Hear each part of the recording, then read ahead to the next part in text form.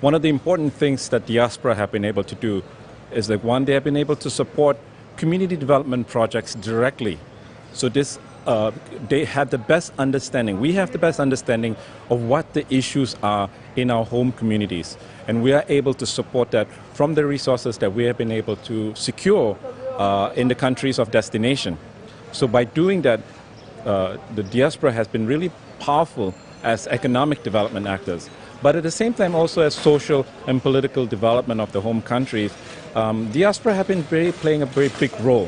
For example, I'm part of a global diaspora network for the Malaysian diaspora living outside of the country of Malaysia. We have organized tremendous amount of activity to bring about attention to some of the challenges, social and political challenges in our home countries. And we are playing an advocacy role with governments and different kinds of bodies such as the UN system to bring attention to this so that we can bring about change and promote more reform, democratic and political reform for the betterment of our country. So Diaspora has an important role to play and continue to play that. And we need to be recognized as important actors in the economic, political and social development of our home countries. Great.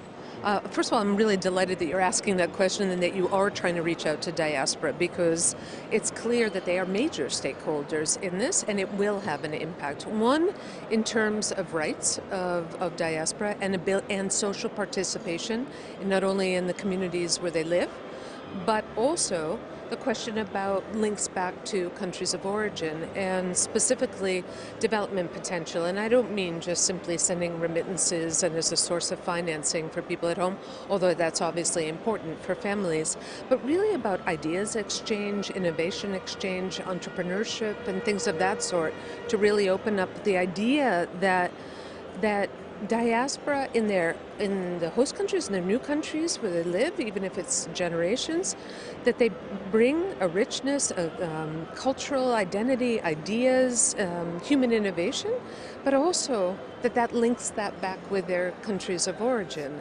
IOM does assisted voluntary return and only voluntary return. In fact, it's one of the IOM Constitution, which is a treaty that's been ratified by all 166 member states of IOM, has one prohibition on it and one limitation, which says that the only returns that IOM is involved in are voluntary returns.